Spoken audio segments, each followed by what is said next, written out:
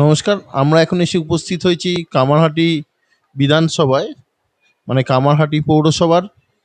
এবং এখানে যার কাছে আজকে আমরা এসেছি তাকে বলা যেতে পারে যে কামারহাটির রাজনৈতিক নেতৃত্ব যারা রয়েছে তাদের মধ্যে অন্যতম সিকান্দার দা।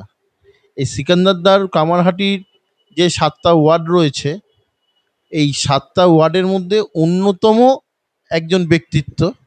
যদিও এই ওনার ২ নম্বর ওয়ার্ড থেকে দাঁড়িয়েছেন ওনার ওয়াইফ, তা সত্ত্বেও পুরো কামারহাটিটাকে নিজের তালুর মধ্যে যে চেনে ভালোভাবে, প্রত্যেকটা ওয়ার্ড যে ভালোভাবে চেনে, তিনি হচ্ছেন সিকান্দার। আর কিছুদিন পর বিধানসভা নির্বাচন, এখানে প্রতিদ্বন্দ্বিতা করছে অ্যাজ ইউজুয়াল মদন মিত্র।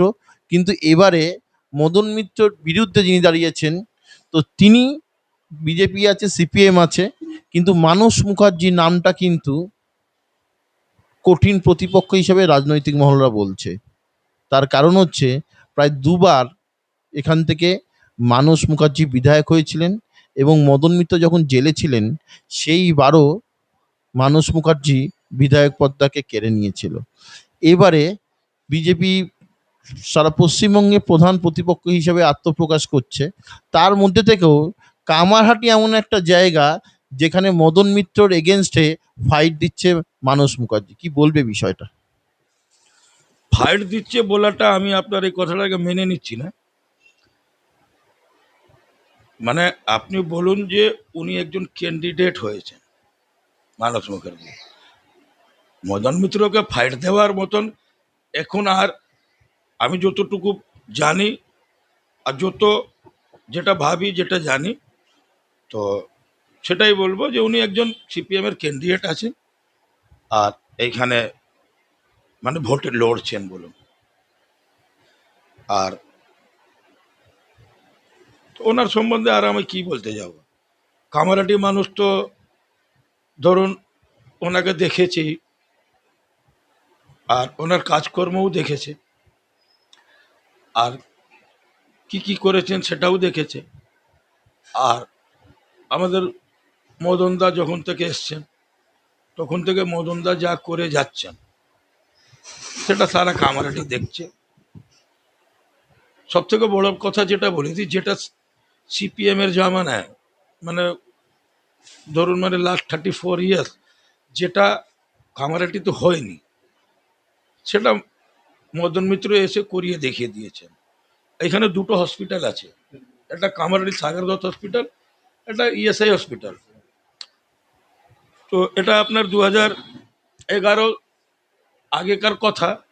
তো তখন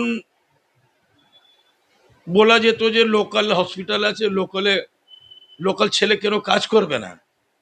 দু একবার প্রতিবাদও হয়েছিল, কিন্তু রেজাল্টটা কি ছিল যে না না না, হবে না। কেন হবে না?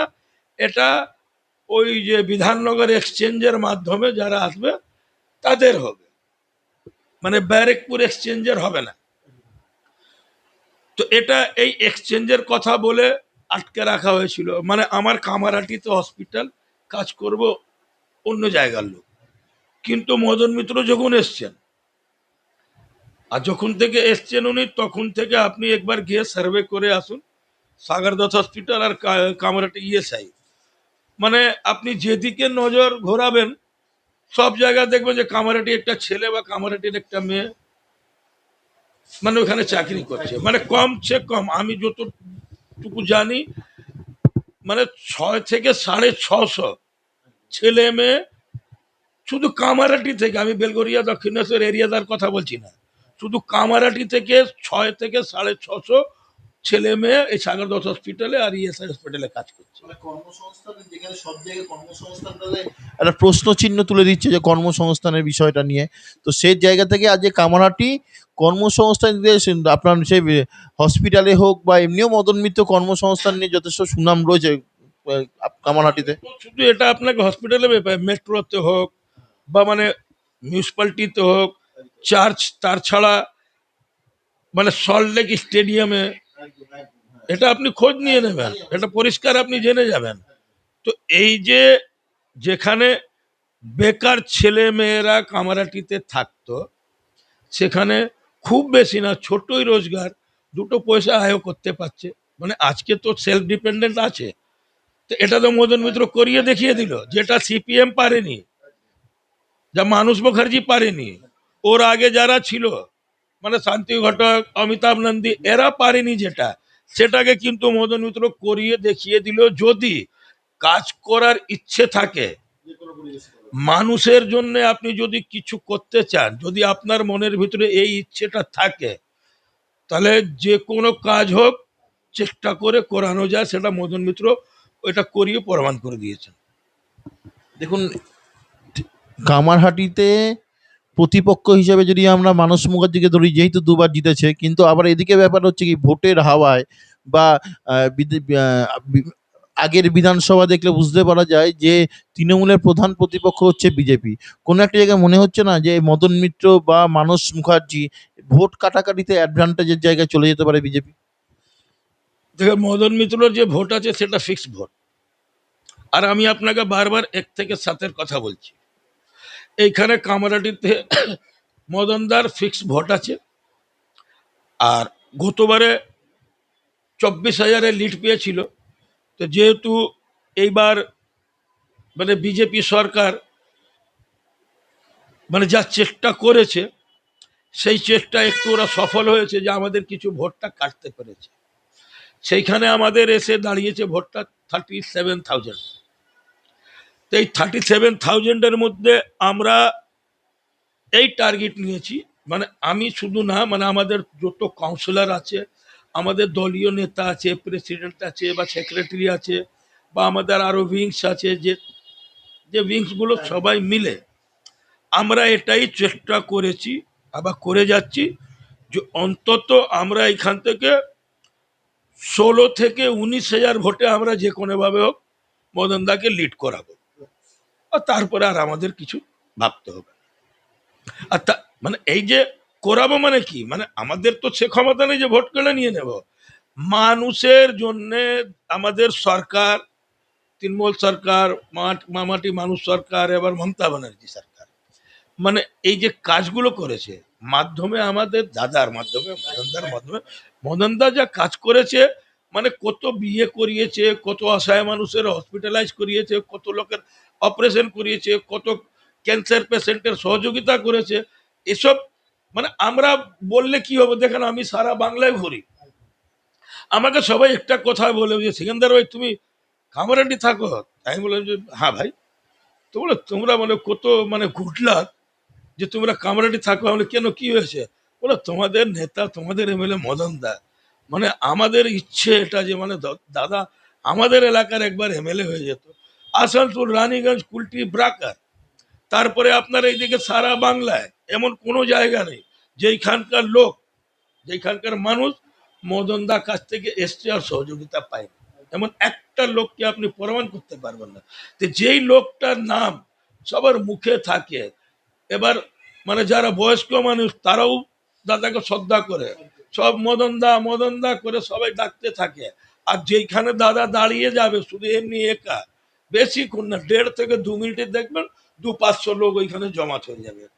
কেন? এটা হচ্ছে দাদার নাম, জনপ্রিয়তা যেটা আছে মানুষের মধ্যে। আর এবারে এখন এই কামারাটি দিয়ে যায় দেখবেন, বাচ্চা বাচ্চা ছেলে, একটু বিকাল হোক এমনি দেখবেন বাচ্চা বাচ্চা ছেলে 10 জন 15 জন যেখানে দাঁড়িয়ে আছে, ওরা নিজে নিজে মদন দা মদন দা মদন দা, মানে নিজে নিজে ওরা রাস্তা হাঁটতে স্লোগান দিচ্ছে। তা আপনি ভাবুন যে পপুলারিটি যেটা দাদার আছে, তো সেই পপুলারিটির সামনে মানে কে টিকতে সোশ্যাল পারবে? মিডিয়ায় তো অবশ্যই মদন মিত্র ভাইরাল, একের পর এক সিনেমা গান তো করেইছে, কিন্তু প্রচারে আজকে আমরা এসে এখানে যা দেখলাম, যেভাবে প্রচার পদ্ধতি, অনেকেই কি করে আপনার লিফলেটিং করে, দেয়াল লিখন করে, কিন্তু তুমি যে ধরনগুলোকে তুমি দেখালে, যেমন ধরো ব্যাস তৈরি করা বলো, ছাতার মধ্যে লোগো লোগো লাগানোর থেকে আরম্ভ করে, জার্সি তুমি গেঞ্জি পরে রয়েছে, গেঞ্জিতে জামা করা, পাঞ্জাবিতে দলের স্লোগান লাগানো, এই যে নতুনত্ব, এই নতুনত্ব প্রচার মদন মিত্রর সাথেই পাওয়া যায়, তার সাথে তুমি সেই উদ্ভাবনাটা করেছো। কি চিন্তা ভাবনা করে এই নতুন নতুন প্রচারের কৌশল তুমি আনো? অ্যাকচুয়ালি দেখেন, আমি এটা আমার আলাদা স্টাইল। প্রত্যেকটা ইলেকশনে যখনই আপনি আসবেন দেখবেন একটা নতুন কিছু না কিছু থাকবে। আর দাদা নিজেই বলেছে সেকান্দার যেখানে, ও নতুন কিছু না কিছু থাকবে। তো এটা আমার শখ, আমি করি। এটা আমার একটা মানে কি বলা যায় একটা চেষ্টা করি। চেষ্টা কি করি, এমন এমন জিনিসগুলোকে আমি মানে লাঞ্চ করি যে মানুষের চোখে পড়ে, মানে লোকের মানে চোখে পড়ে, এবার লোকের কাছে এই জিনিসগুলো পৌঁছে যায়, মানে আকর্ষিত করা যাকে বলা যায়। তো এবার কি হচ্ছে যে এইসব জিনিস যেটা হচ্ছে মানুষের কাছে পৌঁছে দেওয়ার মানে একটা পপুলারিটিটা বাড়ে, মানে সবাই জানতে পারে ব্যাপারটা কি আছে, কি করতে হবে। আবার ঘরে ঘরে ঘরে ঘরে ঘরে এক একটা জিনিস মদনদার নামে যদি পৌঁছে যাচ্ছে, তাই আপনি জানেন যে বাড়ির বাড়ির যে ছোটরা আছে তারাই খুব মানে মানে গুরুত্বপূর্ণ রোল করে। কারণ ওরা সারাদিন দেখবে এটা মদন দা, এটা মদন দা, মানে এত মদন দা ওরা করবে বাড়িতে না। তো যদি ওর মা বাবার মাথা একটু ঘুরেও থাকে, তাহলে ওদের মানে কথা শুনে এবার ওদের কথা শুনে হাসবে। দুদিন 3 দিন 4 দিন, একদিন দেখবেন যে ঠিক ভোটের সময় ওদের ওই মদন দা শুনে শুনে ওদের ওই মাথা ঘুরে যাবে, আর ঠিক মদন দা দিকে চলে আসবে। সেটা তো আমরা শেষ প্রচার যেদিনকে দিয়ে বেলো সেদিনকে আমরা দেখতে পেলাম যে কি অতটা জনপ্রিয়তা রয়েছে মদনদার পিরিয়ড থেকে। ডোর টু ডোর ক্যাম্পেনিংও যেভাবে সাজিয়ে গুজিয়ে মদন মিত্র নিয়ে যায় তা বিরল। মানে আমাদের বেশ কিছু আমরা যে ভালো প্রথম সারি নেতাদেরকেও দেখি এইভাবে প্রচার মদন মিত্র যেভাবে করে খুব কম, মানে দেখতে পাওয়া যায় না। প্রসঙ্গ হচ্ছে যে একটাই বিষয়, যে 2 বছরের মধ্যে থেকে এটাও ঠিক যে কামারহাটির দুর্নীতি, মানে রিক্রুটমেন্ট দুর্নীতি, চাকরি সংক্রান্ত দুর্নীতি যে সিবিআই বা ইডি তদন্ত করছে। তো এই দুর্নীতির এইটা কি কোনো এফেক্ট করতে পারে কি পারে না এবারের ভোটে? দেখেন প্রত্যেকটা ইলেকশনে ওদেরও একটা নতুন নতুন স্কিম থাকে, ওরা প্রজেক্ট নিয়ে চলে। দেখেন পুলওয়ামা, কখন পুলওয়ামা হবে, কখন কিছু হবে, কখন লকডাউন, কখনো এবার দেখবেন যে মানে ওই জিএসটি, মানে কিছু একটা জিনিস ওরা করবে। আচ্ছা, তারপরে ইডি সিবিআই, এটা সব শেষের দিকে সব ওদের মনে পড়ে যায়। আর এবার কি হচ্ছে, এবার করেছে এসআইআর। তা আমি একটা কথা বলেছি, এর আগেও বলেছি, যে নরেন্দ্র মোদী মানে বিজেপি সরকার, কি বলবো, নরেন্দ্র মোদী জীবনে যতই ভুল করে থাকে, মানে নোটবন্দি, লকডাউন, জিএসটি, এনআরসি, মানে যতই ভুল করে থাকে, কিন্তু এই জিনিসটা যে এসআইআরটা হচ্ছে, এটা হচ্ছে নরেন্দ্র মোদীর সব থেকে বড় ভুল। আর এই ভুলটা ওনাকে বুঝিয়ে দেবে যে এর আগে আর তোমার কাছে কোনো অপশন থাকছে না, আর জীবনে তুমি কোনো ভুল করতে পারবে না। কারণ কি, যে চেষ্টা তুমি চালিয়েছিও, এটা বাংলার মানুষ, এইখানে বাংলাতে মানে আমার পশ্চিম বাংলায় মানে সব মানে সেকুলার মেজাজের লোক থাকে।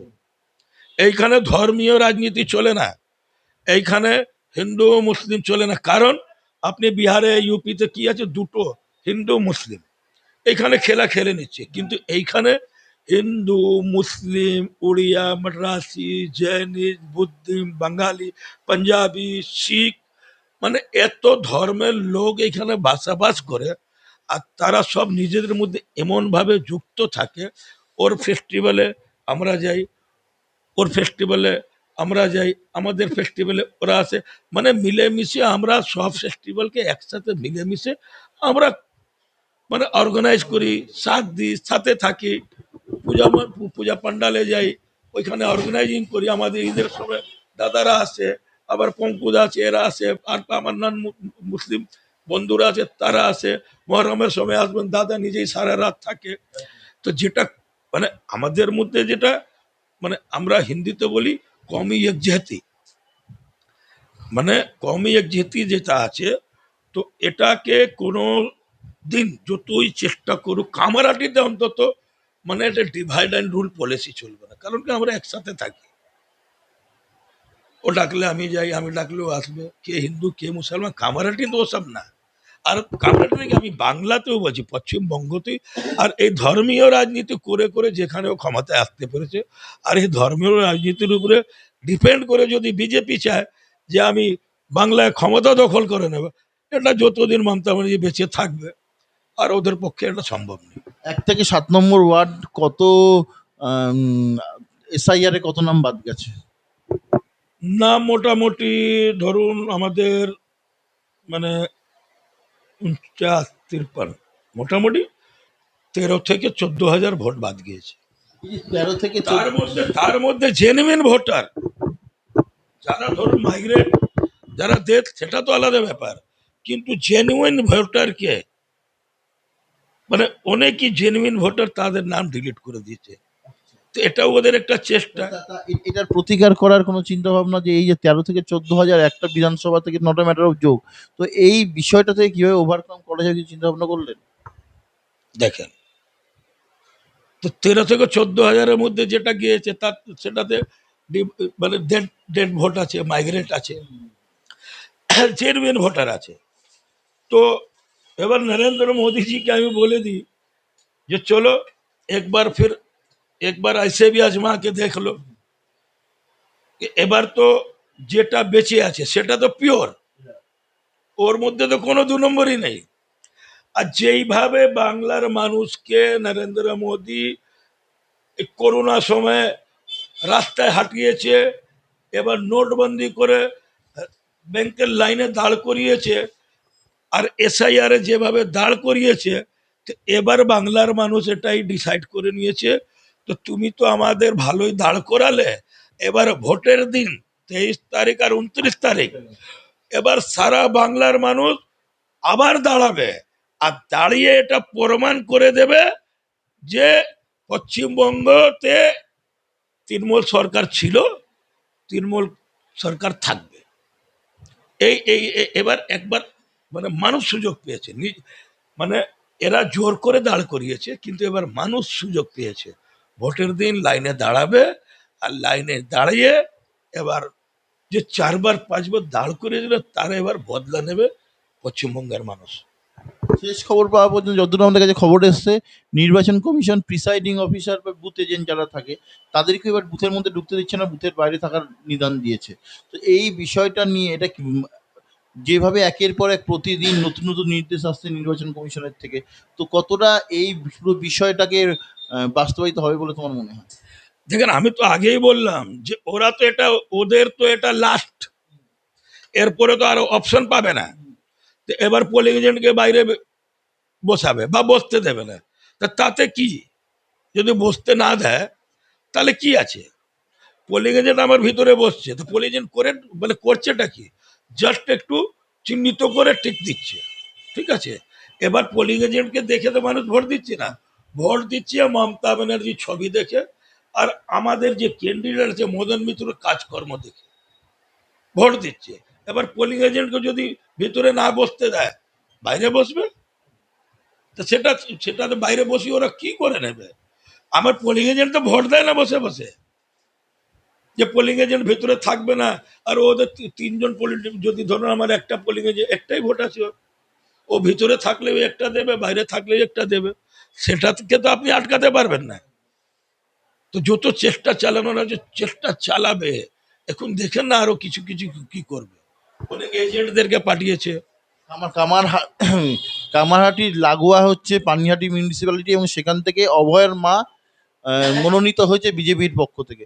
তোমার কি মনে হয় যে এই যে অভয়ের মা বিজেপিতে দাঁড়ালো, কোনো একটা জায়গা থেকে কি নিজের জায়গাটাকে ঠিক করবার জন্য আজ অভয়ের মা দাঁড়িয়েছে? দেখেন, এই যে ঘটনা হয়েছিল তখন মানে আমাদেরই দাদা মদন দা ফার্স্ট যোগাযোগ করেছিলেন, আর ওনার মাকে বাবাকে বলেছিলেন যে মানে আমি কি করতে পারি তোমাদের জন্য, ফার্স্ট দাদাই বলেছিল। আর আমাদের দলের লোক তো অনেকেই চেষ্টা করলো ওনার সাথে দেখা করে। এবারে এবার যেহেতু মোটিভটা ওটা আলাদা ছিল, মোটিভ ছিল, এবার তার মধ্যে কোথায় কি আছে সেটা আমি আর ওইদিকে যেতে চাইছি না। তো এটা মোটিভই ছিল, একটা মোমেন্ট তৈরি হয়েছে, তারপরে অনেকেই লোভ দেখিয়েছে লোক, এবার ওনার মা ওইখানে ক্যান্ডিডেট হয়েছেন এই ভেবে যে মানুষ আমাকে ভোট দেবে, এবার আমি জিতে আবার বিজেপির এমএলএ হয়ে যাব। তো সেটা ওনার চিন্তার ভাবনা আছে, ওটা চিন্তা ভাবনা ওনার। কিন্তু আমাদের মামাটি মানুষের, আমাদের নেত্রী মমতা ব্যানার্জি, আর যে আমাদের গভর্নমেন্টের যে প্রকল্প, এমন একটা লোক আপনি বলে দিন যে সিপিএম হোক বা কংগ্রেস হোক বা বিজেপি হোক, ওরা বলুক না আমি তোমাদের স্বাস্থ্য সাথীর আমি ওই কার্ডটা আমি নিইনি, বলুক না আমি লক্ষ্মী ভাণ্ডারে পয়সা নিচ্ছি না, আমি সিপিএম এর লোক আমি লক্ষ্মী ভাণ্ডারে তৃণমূলের পয়সা নিচ্ছি না, এবার তারপরে হচ্ছে যে রূপশ্রী কন্যাশ্রী, এটা সামনে এসে বলুক না যে এটা তোমাদের টাকা, আমরা নিচ্ছি না। নিচ্ছে তো সবাই। এবার শুধু কি আছে, এবার ভোটের সময় আসলে টিএমসি ভালো না, টিএমসির নেবার সময় সব ভালো আছে, আর যখন মানে এই ভোটের সময় ভোট দেওয়ার আছে তখন বলবে যে টিএমসি ভালো না, মানে সব কিছু নিয়ে বলবে ভালো না। আচ্ছা, ওই আর ১.৫ মাস বাকি রয়েছে এই ভোটের জন্য, প্রায় এই এক মাসই বাকি রয়েছে ভোটের জন্য। তো এই পরিস্থিতি থেকে তুমি প্ল্যানিং কিভাবে সাজাচ্ছ, প্রচারে কিভাবে যাচ্ছে? যেহেতু ৭টা ওয়ার্ড, আমার ৭টা ওয়ার্ডে তোমার উপর দায়িত্ব থাকে। তো কতটা প্ল্যানিং করে সারাদিন বেরোচ্ছে? আমাদের সব প্ল্যানিং আছে, কিন্তু এটা আমরা মাঠে নামিয়ে প্রমাণ করি, আগে থেকে বলি না। আর সাজিয়ে গুছিয়ে মানুষের কাছে মানে যত সুন্দরভাবে পৌঁছানো যায় আর মানুষকে যত সুন্দরভাবে সন্তুষ্ট করা যায়, আমরা সেই চেষ্টা চালাচ্ছি, সেইভাবে আমরা প্রচার করছি। আর রোডের জন্য যেটা রোড শো আছে, রাস্তায় যে লোকগুলো হাঁটছে তাদেরকেও একটু মানে কি বলা যায়, একটু মজার জন্যে বা ওনাদেরকেও পজিটিভ করার জন্যে আমরা রাস্তায় কিছু স্লোগান লাগাই, তারপরে কিছু লোককে ধরে ওকে রিকোয়েস্ট করি, বোঝানোর চেষ্টা করি, বলি আমাদের এই প্রকল্পগুলো আছে, এটা থাকলে দিদি থাকলে আরও পাবেন, এইসব জিনিস আমরা আমাদের মতন আমি বোঝাই। কি মনে হয় এবারে কেমন আসন নিয়ে মদন মিত্র জিততে পারবে বলে তোমার মনে হয়? আমি তো এতক্ষণ থেকে সেটাই বলে যাচ্ছি দাদা, আমি তো আগেই বলেছি যে আমরা ১৭ থেকে ১৯ হাজার টার্গেট নিয়েছি আচ্ছা, কামারাটি। আচ্ছা। এবার এটাই টার্গেট আমাদের থাকবে, আর এর উপরেই আমরা কাজ করছি সবাই মিলে। আর আমাদের চেষ্টা এটাই থাকবে যে এই টার্গেটের মধ্যে আমরা কোনোভাবে কামারের থেকে লিড দেব দাদাকে। আর তারপরে বাকি যেটা আছে এরিয়াদা, দক্ষিণেশ্বর, বেলগরিয়া, সবাই মিলে এবার মিলিয়ে মোটামুটি আমি যতটুকু ভাবছি যে মানে মানে ৪০-৪৫ তো পেরিয়ে যাবে। গতবার যখন মদন মিত্র হেরেছিল, গতবারের আগের বার যখন মদন মিত্র হেরেছিলেন, তখন মানস মুখার্জি বলেছিলেন যে তোমরা এমএলএ কে সবসময় পারবে না, উনি জেলে থাকেন, এরম ভাবে কথা বলেছিল আর কি। তো কোনো একটা কাজে মানে, এবং বিরোধীরা বলছিল যে, অন্য বিরোধীরা বলছে যে মদন মিত্র হারার জন্য দায় হচ্ছে পানিহাটি বিধানসভার গোষ্ঠীদ্বন্দ্ব। তো এখানেও এবারেও কি সেই একই চিন্তা ভাবনা বা একই প্ল্যানিং নিয়ে আহ, এগোচ্ছে, মানে এখনো কি গোষ্ঠী দ্বন্দ্বের জন্যই কি মদন মিত্র হেরেছিল, না অন্য কোনো রিজন ছিল বলে তোমার মনে হয়? দেখেন তখন তো আপনি জানেন যে ওটা মানে ষড়যন্ত্র করে দাদাকে মানে অ্যারেস্ট করে নেওয়া হয়েছিল। এবার ভাবুন যে একটা ম্যাচ হচ্ছে, ম্যাচে আপনার মেন যে প্লেয়ার যে ক্যাপ্টেন, ক্যাপ্টেন ছাড়া যদি ম্যাচ হয় তা আপনি তো ভাবতেই পারছেন যে মানে রেজাল্টটা কি হবে। তবু মানে যেভাবে মানে সামনে দাদা না থেকে যেভাবে ফাইট দিয়েছে, সেটা যদি অন্য কেউ থাকতো তাহলে সেটাও পারতো না। আর তারপরে চান্স তো দিয়েছিল ৫ বছর, ৫ বছর তো ছিলেন উনি, মানস মুখার্জি ৫ বছরটাতে ছিলেন, ৫ বছর ছিলেন। তো এই ৫ বছরের মধ্যে মানে কি করলেন, ওনারই লোকগুলো তো সব এইদিক ওদিক পাগলের মতন ঘুরে, ওরা যেত বলতো যে মানে আমি কি করব, আমার তো সরকার নেই, আমি এখন কিছু করতে পারবো না। তা আবার ভোটে উঠছেন মানে কি ভেবে, যখন আপনি কিছু করতেই পারবেন না, আপনার সরকারই নেই, তাহলে ভোটে উঠে এবার মানে এই মানে কয়েকটা ভোট কেটে লাভটা কি আছে? তো সেটা তো ভাবতে হবে, ৫ বছর তো আপনি পারেননি, আপনি একটাই বাহানা করলেন আমার সরকার নেই, আমি একা, আমি কি করব। তা আবার কি সেই কথা ভেবে আপনি এসছেন? তো তখন ক্যাপ্টেন মাঠে ছিল না, এখন ক্যাপ্টেন তো মাঠের মাঠে আছেও, আর তারপরে নিজেও খেলছে। তো এবার আপনি ভেবে নিন যে সে ম্যাচটা আলাদা ম্যাচ ছিল ক্যাপ্টেন ছাড়া, এখন ক্যাপ্টেন নিজে মাঠে, তার সাথে সব প্লেয়াররাও আছে। এবার আপনি ভেবে নিন যে খেলার রেজাল্টটা কি হবে। এই শেষ কটা দিন কিভাবে ভোটের প্রচার তুমি সারছো? আমি ভোটের প্রচারে আমি আমার হিসাবে থাকি।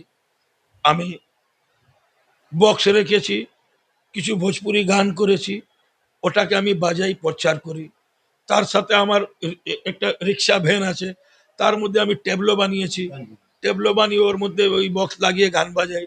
তারপরে ছোট ছোট মাইক আছে, ওটা দিয়ে আমরা মানে যখন মিছিল বের হয় তখন আমরা স্লোগান দিই।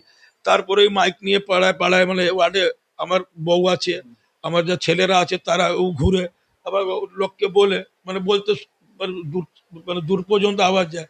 সেই মানে ওটা মানে মেন থিম আছে যে মানে ওরা এসছে, মানে মদনদার লোক চলে এসছে।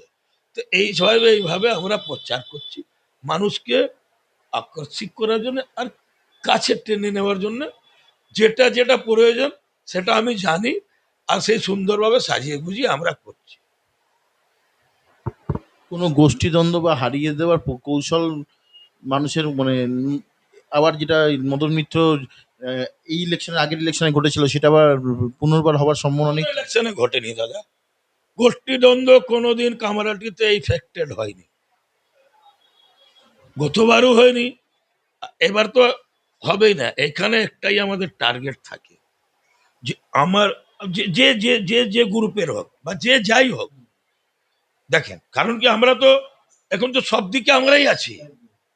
তাই আপনি ভাবেন যে কেউ বড় হয় কেউ একটু ছোট হয়, কিন্তু যখন আমার ক্যান্ডিডেট অ্যানাউন্সমেন্ট হয় তখন সবাই একসাথে মিলে একটাই শপথ নেয় যে যে কোনোভাবে হোক আমাদের ক্যান্ডিডেট মদন মিত্রকে যা করতে হয়, যদি প্রাণ দিতে হয় তাহলে প্রাণ দিতে সবাই রাজি থাকে।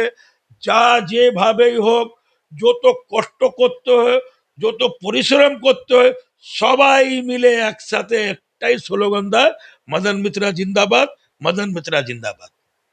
সামনেই মিউনিসিপ্যালিটি ইলেকশন আছে, কোথাও কি মিউনিসিপ্যাল ইলেকশনে ভালো রেজাল্ট করবার জন্যই এই বছরটা খাটতে হবে এরা মনে হয়? দেখেন টিকিট পাওয়ার জন্যই এই বছরটা জেতাতে হবে এরা মানসিকতা হয়ে উঠেছে? না না, দেখেন এবার আপনি কাউন্সিলর হয়েছেন, আপনি দলীয় নেতা, আমি হচ্ছি তৃণমূল কংগ্রেস মাইনরিটি সেল দমদম ব্যারাকপুর জেলার ভাইস প্রেসিডেন্ট আমি আছি। তো এবার যে ভাইস প্রেসিডেন্ট আছি, তো তাহলে কি ওকে নিয়ে কি আমি মানে ওটা মানে বালিশের তলায় দিয়ে শুয়ে থাকবো? দল যখন একটা পোস্ট দিয়েছে তো আমারও তো একটা ভাব বাড়ছে, একটু বুক ফুলিয়ে হাঁটছি আমি ভাইস প্রেসিডেন্ট। তো এটা যেটা দেখাচ্ছি তা আমি ভাইস প্রেসিডেন্ট, তো এই ভাইস প্রেসিডেন্টকে বাঁচিয়ে রাখার জন্য তো দলের জন্য আপনার কিছু না কিছু করতে হবে। তো যখন পদ পেয়েছেন তখন আপনাকে খাটতে হবে।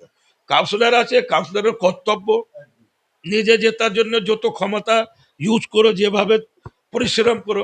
তো আমার এমএলএ কে জেতানোর জন্য সেইভাবেই পরিশ্রম করতে হয়। এটা টিকিট পাবো পাবো না এইসব নিয়ে না, কাউন্সিলর আছে এটা তো দায়িত্ব। যদি কাউন্সিলর না জেতাতে পারে তাহলে ওকে তো জবাব দিতে হবে। তো এবার এটা হচ্ছে নিজের মান সম্মান বাঁচানোর জন্যে,